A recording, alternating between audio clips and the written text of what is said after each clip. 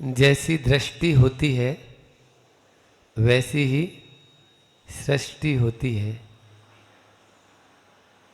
दृष्टि जैसी होती है वैसी ही सृष्टि होती है, और जैसी सृष्टि होती है वैसी हमारी वैसे ही हमें वातावरण मिल जाता है। हम अपनी आंख पर यदि लाल चश्मा लगा लें तो सब तरफ लाल ही लाल दिखेगा। हरा चश्मा लगा लेंगे तो हरा हरा ही दिखेगा। हमारे यहाँ इसीलिए सर्वप्रथम धर्म की यदि शुरुआत करनी है तो पहले कहा कि भैया तुम अपनी दृष्टि को सुधार लो। हाँ, क्योंकि जिस प्रकार से शास्त्रों में आता है कि अंक के अभाव में शून्य का कोई महत्व नहीं है। आप कितने भी अंक शून्य बढ़ाते जाओ उसका कोई वैल्यू नहीं, लेकिन यदि एक अंक लग गया तो अब उन शून्य की भी वैल्यू हो जाएगी, उनका भी मूल्य हो जाएगा। अगर पहला मटका आपने उल्टा रख दिया है तो उस पर रखने वाले सारे मटके कुमार के यहाँ जाके देख लेना, और पहला मटका सीधा है तो उस पर रखने वाले सारे मटके भी सीधे होते हैं। ये है दृष्टि का कमाल। इसलिए आचार्यों ने सारे ग्रंथों में आप देख लो कि पहले भैया तुम अपनी धारणा को सही बना। तुम यदि तुम्हारी विपरीत धारणा है, विपरीत बुद्धि है, विपरीत मति है, तो उससे तुम्हारा कल्याण होने वाला नहीं है। पहले अपनी धारणा को तुम सही कर ले, समीचीन रख। इसी का नाम समीचीन दृष्टि है और सम्यक दृष्टि है। जब तक समीचीनता दृष्टि में नहीं आएगी तब तक मोक्ष मार्ग में कोई भी क्रिया कार्यकारी नहीं होती है, क्योंकि वो तो धम्मम भोग निमित्तम। उसकी दृष्टि में एक ही बात है कि मैं धर्म क्यों कर रहा हूँ, भोगों के लिए, और भोगों पर ही उसकी दृष्टि चली जाती है। और यह एक उथलापन कहलाता है। या क्या वास्तव में ये तो वैसा हुआ कि कोई किसान खेती कर रहा है, बहुत मेहनत कर रहा है, क्या के लिए? बोले भूसा के लिए। तो भूसा के लिए कोई खेती नहीं करता, धान के लिए खेती होती है। भूसा तो फ्री में मिल जाता है। जब धान होगा तो भूसा भी मिलेगा ना, उसके लिए अलग से प्रयोजन की क्या जरूरत है। लेकिन आज हम उसी को ही अपना उद्देश्य बना बैठे हैं कि यहाँ पूजा पाठ या यहाँ प्रवचन क्यों सुन रहे हैं कि नहीं, बस हमारा भोग का यदि विषय भोगों की ओर दृष्टि रहेगी या आगामी हमें ऐसा मिले वैसा मिले, इसी तरह की हम यदि उतली दृष्टि रख लेंगे तो वो हमारा प्रयोजन बहुत कुछ नहीं। हमारा प्रयोजन है कर्म क्षयार्थम, यानी कर्मों के क्षय के लिए हम यहाँ बैठे हुए हैं। ये हमारा प्रयोजन है। चाहे मैं बोल रहा हूँ काय के लिए, कर्मों के क्षय के लिए। आप सुन रहे हैं काय के लिए, कर्मों के क्षय के लिए। यदि ये प्रयोजन अपन रखेंगे तो निश्चित रूप से हम अपना आगे का भाव भी सुधार रहे हैं, और ये भाव तो सुधर ही रहा है। तो सम्यक दर्शन के उन 8 अंगों की चर्चा हम कर रहे थे कि कल अपन ने निसंकित, अब आप लोग शंका से रहित हो गए, कोई भी मन में शंका नहीं है। तो आगे ये बोला भैया जब शंका से रहित हो गया है तो आकांक्षा भी मत रख। निकांक्षित अंग की बात अपन आज करेंगे कि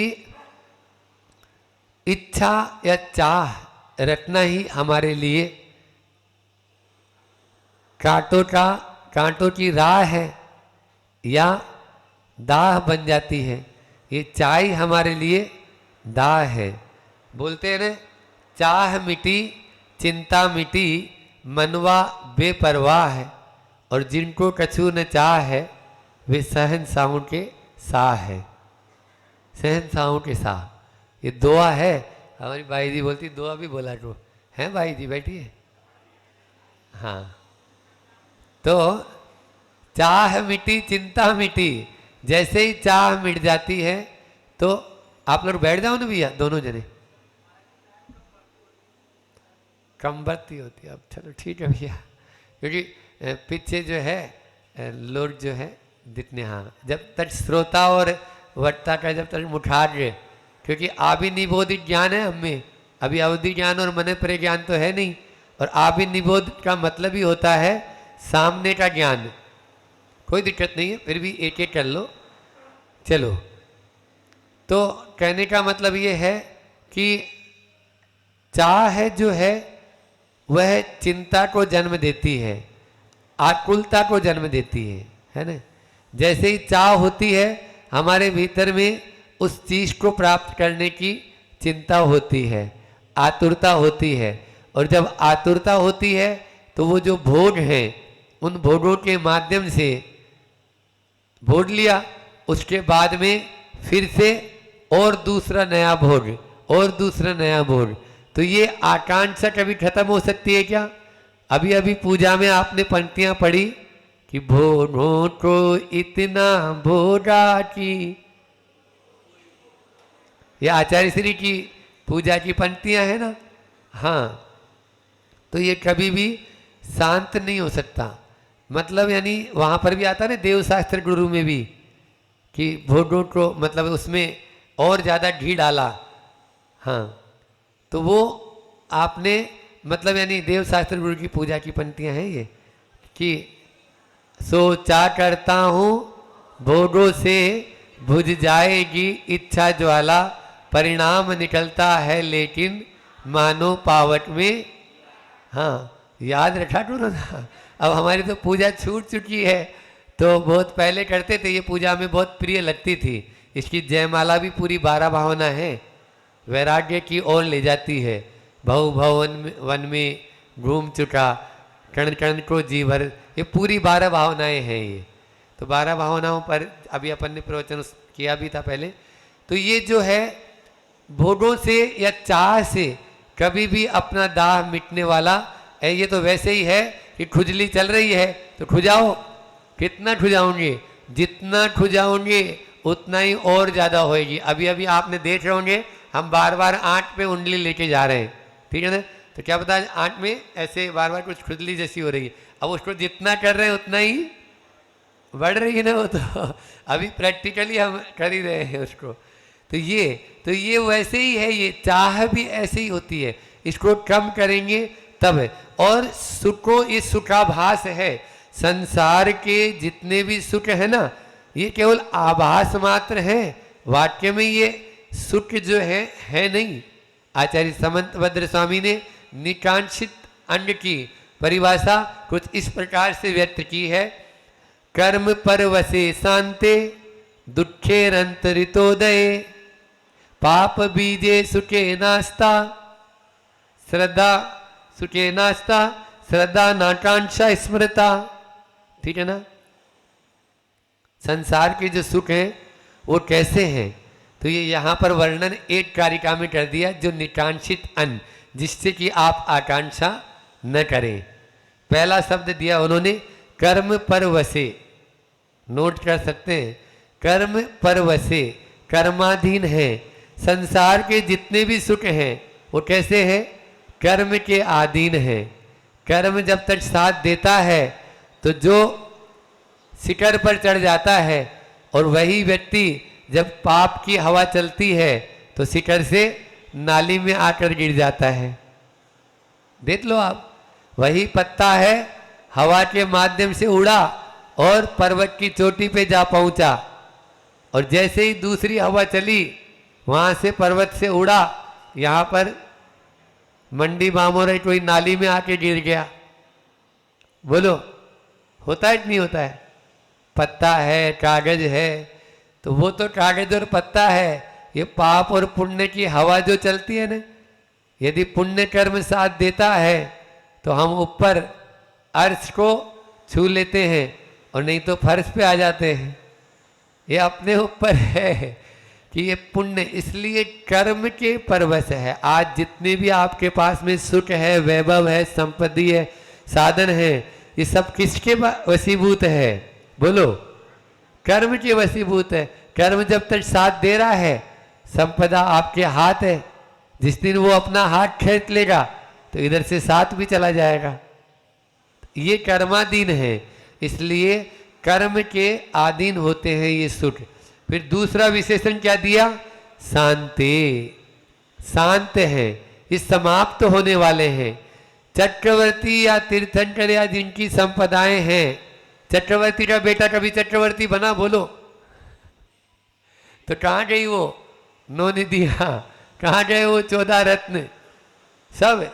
हाँ, 84 करोड़ हाथी घोड़े पियादे सब, पूरी चक्रवर्ती की इतनी सेना सारी की सारी साथ नहीं रहती है। वो तो छोड़े, चलो भैया चक्रवर्ती को हमने देखा क्या? नहीं देखा, है न? अपन वर्तमान में भी देखते हैं, घर में पिताजी होते हैं और खूब वैभव, उसी घर में खूब वैभव, और जैसे ही वो गए इधर से वो भी गया।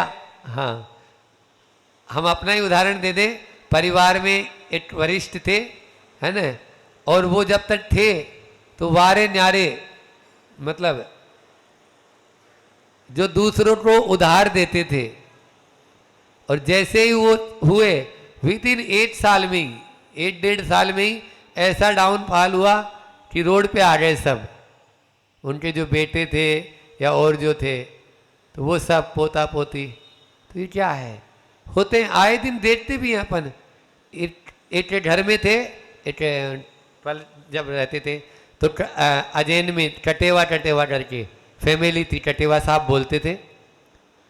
तो उनकी जो बेटी थी इतनी पुण्यशाली कि जब तक वो बेटी जिस दिन रही, जिस दिन तक, उस दिन तक पूरे घर में ऐसी समृद्धि की बस सोना बरस रहा है। और जिस दिन वो विदा हुई है, दूसरे दिन से ही स्थिति दयनीय, मतलब भाई वगैरह घूमने गए तो वहीं पे उसका मर्डर कर दिया गया, तो भाई खत्म। इधर जो एक और था, बहन थी, उसके साथ में कुछ हो गया। फिर यहाँ पर परिवार में भी जो थे संपत्ति बिकने के कगार पे आ गए, मतलब 1 साल में ही उनका सब कुछ। तो इसलिए ऐसा न समझे कि कौन किसका, ठीक है ना। बहुत सारे ऐसे हैं कि अपन कर रहे हैं लेकिन अपने आप को करता भी नहीं माने। तो दुख कैसे हैं ये सब, सुख कैसे हैं? शांत हैं, कब समाप्त हो जाते हैं पता ही नहीं चलता है। तो पहला दिया कर्म परवशे शांति, शांत है। फिर आगे दुखे रंत ऋतोदय, दुख के जो है दुख मिश्रित है, इनका जो अंत कैसा होता है? दुख के साथ में ही होना है। जितने भी सुख भोगते हो आप, विषय भोगते हो, उनका देख लो आप, उनका अंत कैसा होता है? दुख के साथ में होता है, मतलब दुखों से मिश्रित है, इसलिए दुख के साथ में उदय में आते हैं। जैसे सफेद शहद लपेटी हुई तलवार होती है ना, तो लगती तो वो जो है ना अच्छा है, लेकिन बाद में बोलो जीभ कट जाती है। ऐसे ही संसार के सुख हैं, इन सुखों का भी यही हाल है, ये दुख से मिश्रित हैं, ठीक है ना। एक होती है मिठाई और एक होती है दवाई, ठीक है ना। तो मिठाई आप चाव से खाते हो और दवाई बचाव के लिए खाते हो, ठीक है। तो ये वो दवाई है जो जिसमें विष मिश्रित है, ये वो मतलब यानी मिठाई है जो विष मिश्रित है। आप उससे यानी मिठाई को खाएंगे तो कुछ समय के लिए तो वो मीठी लगेगी, लेकिन आपका प्राणों का हरण करने वाली हो जाती है। दुखे रंत ऋतोदय, दुखों को साथ में है। उसके बाद में है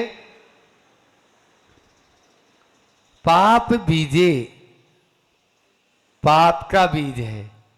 संसार के जितने भी सुख हैं, बोले महाराज सुख पाप का बीज कैसे हो जाएंगे? जब भी आप सुखों का भोग करेंगे, ध्यान में रखना, लिख लो चाहे, कि आचार्य जी ने कई बार बोला है आपको सुख कहाँ से मिला? पुण्य के उदय से। और पुण्य का यदि भोग करेंगे तो पाप ही होगा।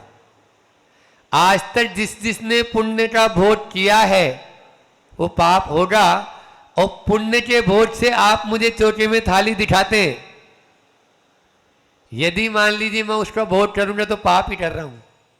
समझ में आ रहा है? वो पुण्य से मिला है, लेकिन उसमें से मैंने 2-4 ऐसे ऐसे कर दी, उठा दी, वो मेरे अकाउंट में उतना वापस जम गया। हाँ नहीं, बोले पुण्य को नहीं बोल रहा है। समझ में आ रहा है? चाहे भले ही हरी का त्याग है, भले ही मीठा त्याग है, भले ही नमक का त्याग है, ये लोग बताते नहीं है, लेकिन अब जो बताएंगे उसी में से उठाना पड़ेगा। यदि ये नमक मीठा बता दे तो वही उठा दे भैया चलो, लेकिन ये लोग बोलते हैं नहीं नहीं ये नहीं बताओ, ये तो महाराष्ट्र त्याग है, तो अब वो तो पहले से ही हट चुका है, तो उसके लिए तो अब वो नहीं, अब पुण्य से तेरे लिए इतना मिला है, अब इसमें से छोड़, तो उसमें से ही भैया 2-4 उठवा दो भैया। समझ में आ रही नहीं आ रही है? तो इसलिए कई बार होता है, तो जो है भैया उसी में से त्याग करना है ना हमको, तो हम क्या करेंगे, हमें तो ये पाप बीजे क्योंकि भोगेंगे तो। हाँ, दूसरा ये है कि पुण्य को आप और बढ़ाना चाहते हैं तो आप दान कर दो।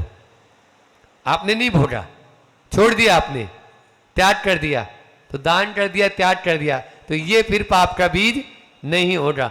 फिर और अधिक पुण्य का आपका, यही आचार्यों ने बताए हैं कि और अधिक पुण्य का आप संचय करना चाह रहे हो तो ये है, तो पाप का बीज है ये। फिर है सुखे नास्ता।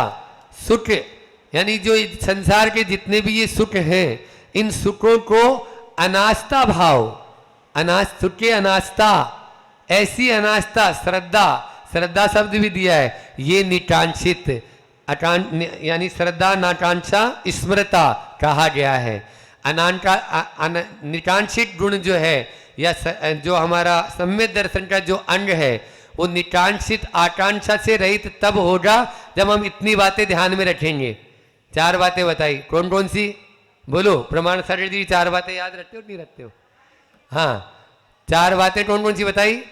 पहला बताया है कर्माधीन है, दूसरा बताया शांत है, तीसरा बताया दुख से मिश्रित है, और चौथा बताया पाप बीज है।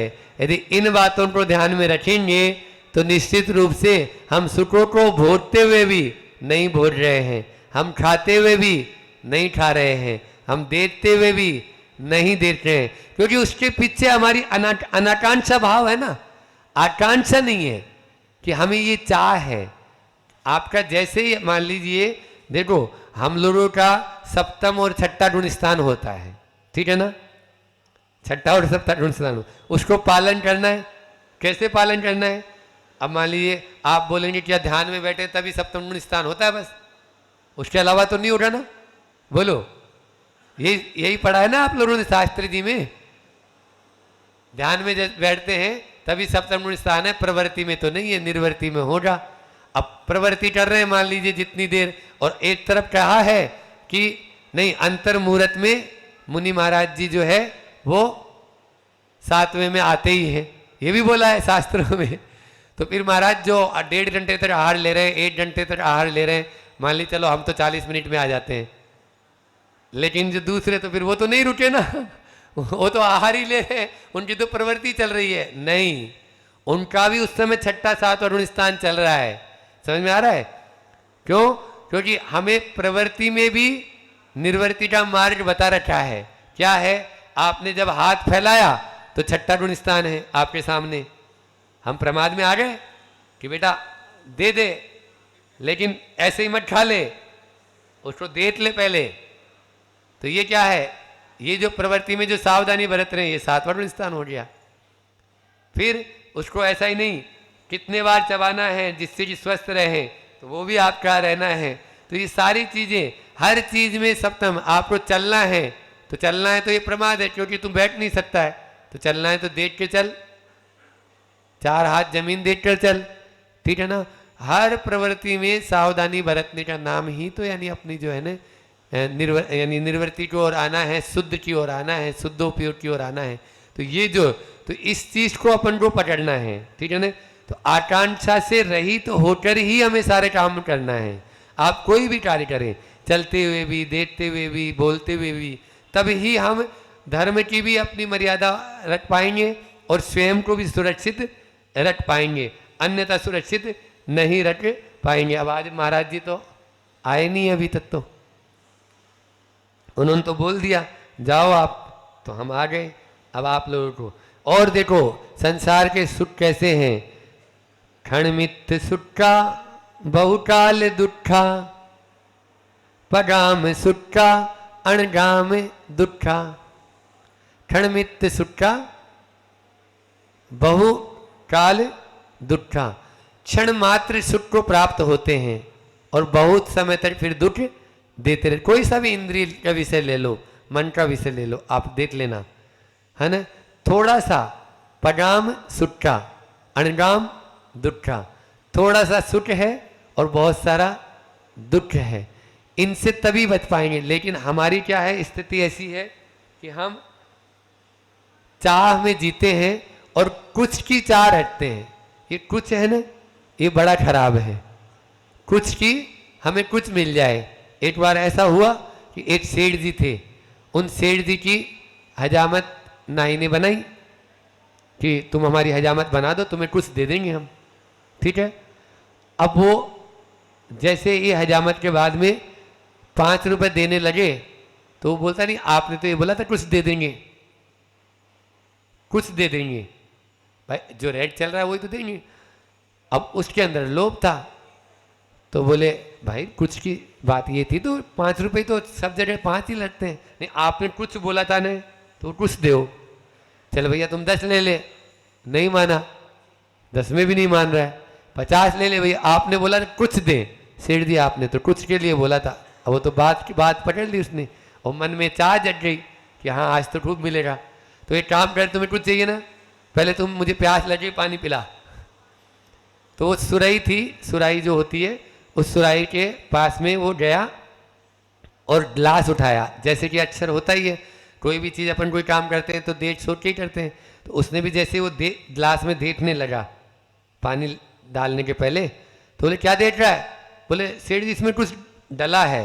बोले एक काम कर वो कुछ तुम ले ले और पानी मुझे दे दे।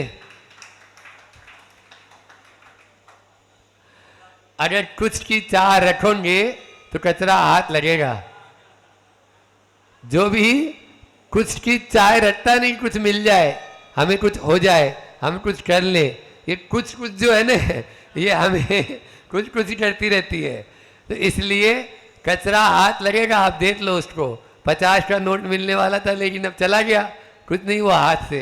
तो ये स्थिति हम सबकी है और हो ही रहा है। इसलिए अपन को इस तरह की कोई भी आकांक्षा नहीं रखना है, कोई भी चाह नहीं रखना। अच्छा दूसरा एक और बताएं, होता क्या है, हमें दुख तब होता है जब हमारी अपेक्षा होती है, आकांक्षा होती है। आप देख लेना घर परिवार में, आप आकांक्षा मत रखो तो आपको कोई दुख नहीं होगा। अपेक्षा की उपेक्षा होने पर दुख होता है।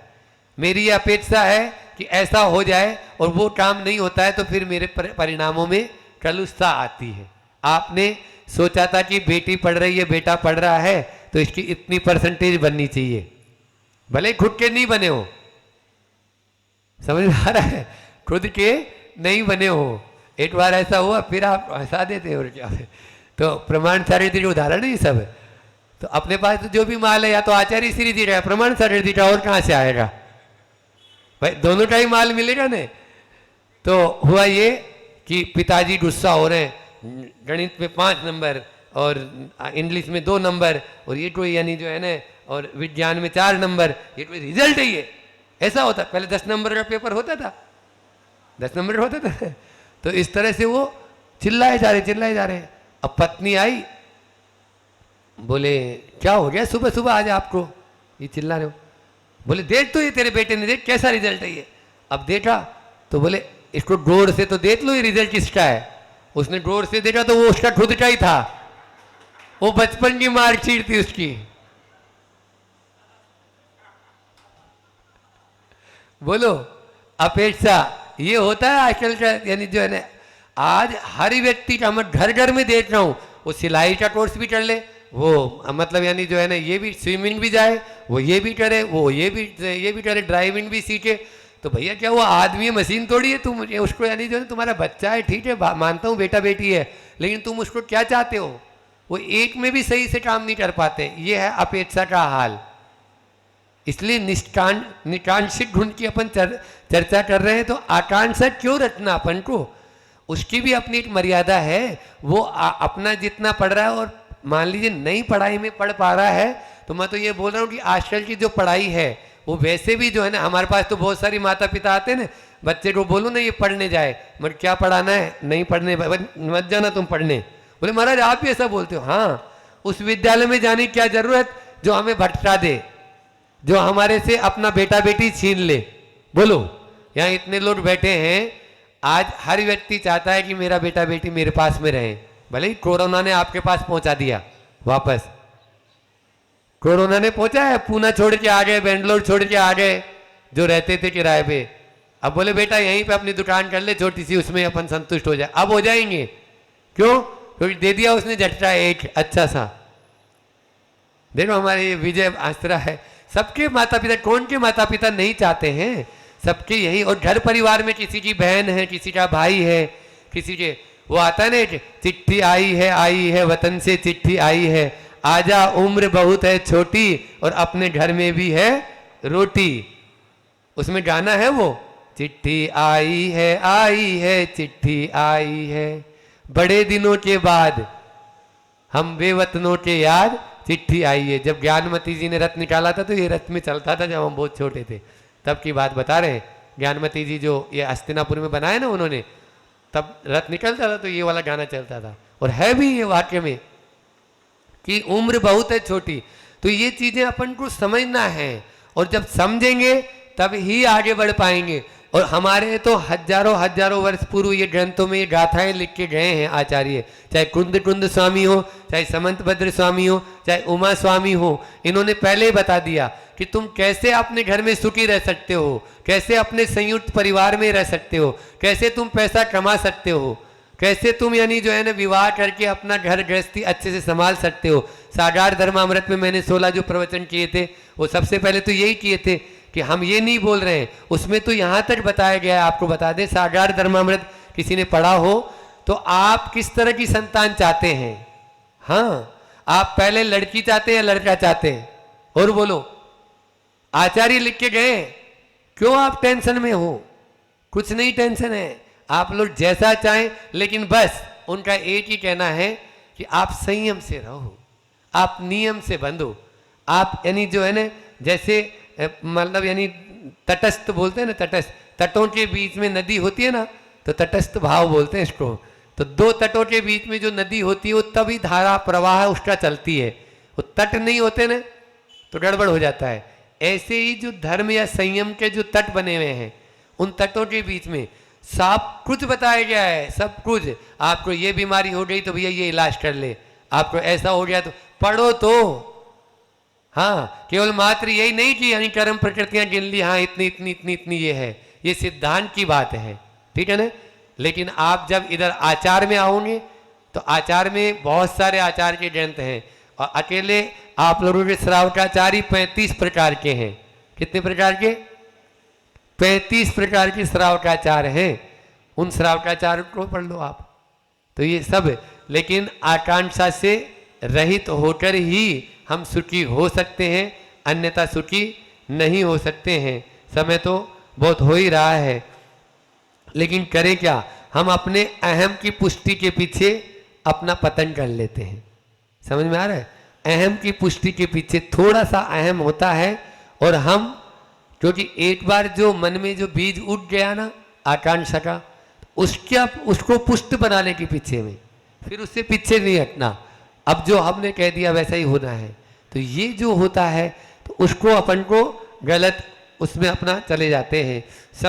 सम्य दृष्टि जो होता है उसका हमेशा ऊर्ध्वमुखी विकास होता है, और जो मिथ्या दृष्टि होता है वो अधोमुखी हो जाता है। हम अपनी दृष्टि को समीचीन बनाने का ही पुरुषार्थ इन दिनों में कर रहे हैं, ताकि जो हमारी दृष्टि में मलिनता है वह मलिनता दूर हो और निर्मलता होए। क्योंकि हमें अपनी छवि देखना है तो निर्मल पानी में ही देख पाएंगे हम।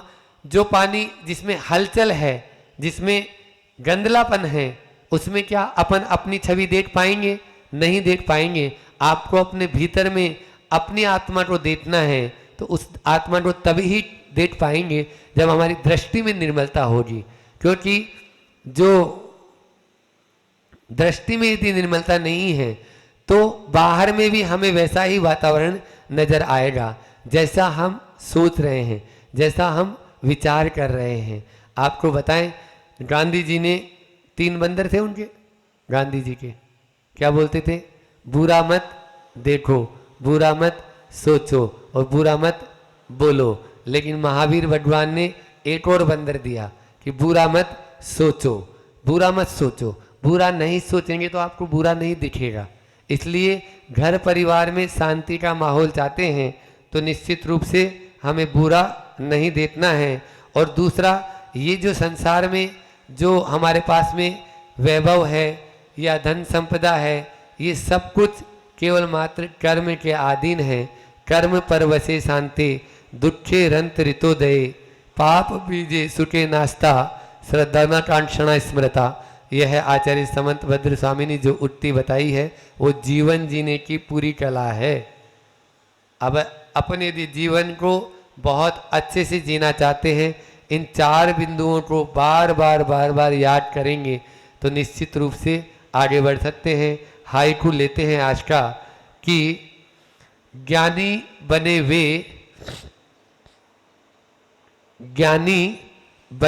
वे अज्ञान की पीड़ा में प्रसन्न चित्त। आज हम क्या हो रहे हैं, अपने आप को अज्ञान की जो पीड़ा है उसमें प्रसन्न चित्त मान रहे हैं। हम प्रसन्न हो रहे हैं। जो अज्ञान है उस अज्ञान की पीड़ा, अभी मैंने बोला ना कि खुजली चल रही है और हम खुजा रहे हैं, खुजली चल रही है और हम खुजा रहे हैं, तो अपन ये मान रहे हैं कि उससे मुझे आराम मिल रहा है तो प्रसन्न हो रहे हैं। क्या वो वास्तव में प्रसन्न है? नहीं। जब तक हम अपने ज्ञान का उपयोग नहीं करेंगे कि नहीं, खुजाने में मुझे सुख नहीं है, ये केवल मात्र सुखाभास है, कुछ देर के लिए सुखाभास है। अपन को भूख लगी है, हमने भोजन कर लिया, तो ये क्या है? उतनी देर के लिए है जितनी देर के लिए अब दोबारा भूख नहीं लगेगी। कई बार मेरे से आके पूछते हैं यहाँ के लोग या सभी लोग, क्यों आहार अच्छे से हुआ? मैं क्यों, हाँ, जब तक भूख नहीं लगी या कल तक के लिए। अच्छे से आहार तो वो होगा जब अंतिम आहार होगा। अच्छे से आहार तो वो होगा जब अंतिम आहार होगा कि जिसके बाद मुझे दोबारा आहार लेने की आवश्यकता न पड़े। समझ में आ रहा है?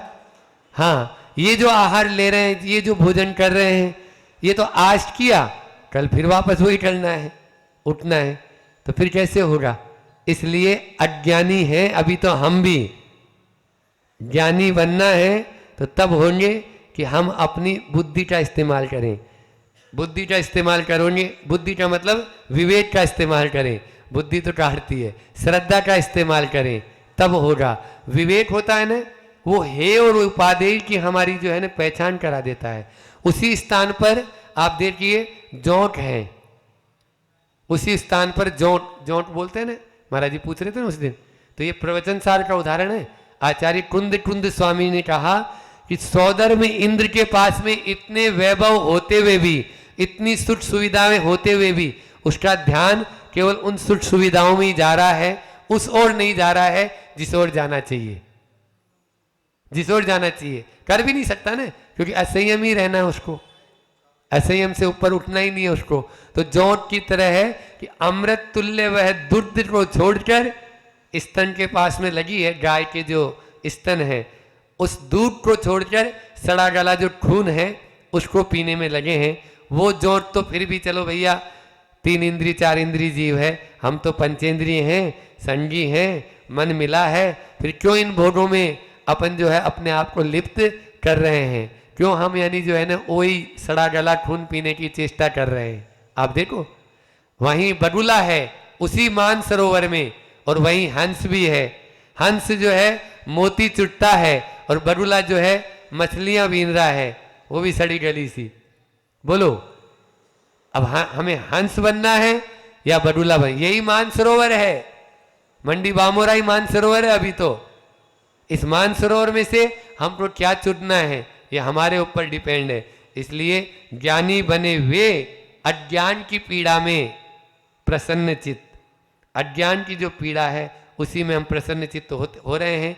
ज्ञानी हम अपने ज्ञान का इस्तेमाल करेंगे और उसमें जो प्रसन्न चित्त होंगे वो स्थायी होगा। ये अस्थायी हो रहा है, केवल सुखाभास हो रहा है। इतना ही रखते हैं। हम सब अपने जीवन में उस निकांक्षित गुण को धारण करें ताकि हम भी अपने उत्थान कर सकें। इन्हीं भावनाओं के साथ में अपनी वाणी को विराम देता हूँ। बोलिए अहिंसा परमो धर्म की, आचार्य गुरु और विद्यासागर जी महामुनि राज की।